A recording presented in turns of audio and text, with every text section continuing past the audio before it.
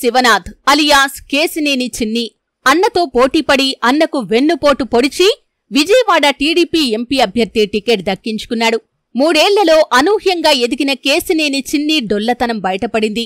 హైదరాబాద్ కేంద్రంగా చేసిన real estate మోసాలు బయటపడటం, ఫ్రీ ల్యాండ్ ఆఫర్స్ పేరుతో హైదరాబాద్లో జనం దగ్గర 100 కోట్లు డబ్బులు వసూలు చేసి ఆ డబ్బును రాజకీయాల్లో పెట్టుబడిగా పెట్టి టీడీపీకి చెందిన ఓ యువనేతకు 100 కోట్ల రూపాయలు సమర్పించి ఎంపీ అభ్యర్థిగా విజయవాడలో దిగారు కేశినేని చిన్ని. ఇక్కడి వరకు బాగానే ఉన్నా ఇక్కడే కథ అడ్డం తిరిగింది. ఎంపీ టికెట్ దక్కించుకునే సమయంలో 100 కోట్లు ఖర్చు పెడతానంటూ ప్రగల్భాలు పలికిన కేశినేని చిన్ని ఇప్పుడు చేతులెత్తేశాడట. పార్లమెంటు పరిధిలోని అసెంబ్లీ నియోజకవర్గాల్లోని టీడీపీ అభ్యర్థులకే ముఖం చూపించటం లేదట. అంతేనా, హైదరాబాద్ కూకట్పల్లి జేఎన్టీయూ సమీపంలోని ప్రగతినగర్ వెళ్లే రహదారిలో ఉన్న కొండ గుట్టలను చూపించి హైరైజ్ టవర్స్ వస్తున్నాయి, ఫ్రీ లాంచ్ ఆఫర్ కింద ఇప్పుడే బుక్ చేసుకుంటే 60 లక్షలకే ట్రిపుల్ బెడ్రూమ్ ఫ్లాట్ వస్తుందంటూ మోసం చేసిన వైనం వెలుగులోకి వచ్చిందంటున్నారు ప్రత్యర్థులు.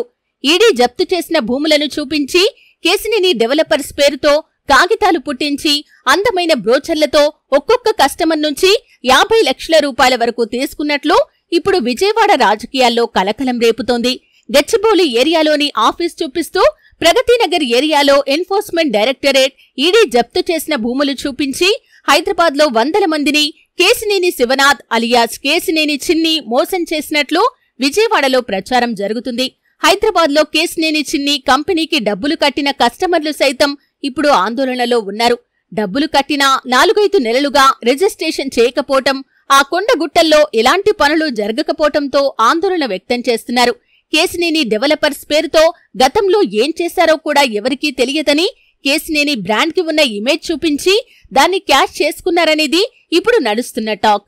హైదరాబాద్లో ఈడీ భూములు చూపించి జనం దగ్గర వసూలు చేసిన డబ్బుతోనే ఇప్పుడు విజయవాడ టీడీపీ ఎంపీ అభ్యర్థిగా బరిలోకి దిగాడని ప్రచారం కీలకమైన సమయంలో హైదరాబాద్ నుంచి కూడా డబ్బులు రాకపోవటం, కేశినేని చిన్ని వ్యవహారం తెలియటంతో ఎవరూ అతను చూపించిన భూముల్లో పెట్టుబడి పెట్టకపోవటంతో అసలుకే మోసం వచ్చిందట.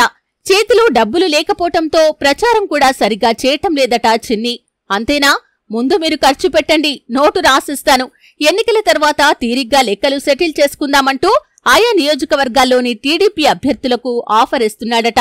పోలింగ్ సమయంలోనే ఖర్చు పెట్టనోడు పోలింగ్ ముగిసిన తర్వాత ఎలా ఇస్తాడంటూ విజయవాడ పార్లమెంట్ పరిధిలోని టీడీపీ అభ్యర్థులే కాకుండా క్రింది స్థాయి నేతలందరూ కేశినేని చిన్నికి దూరంగా ఉంటున్నారట.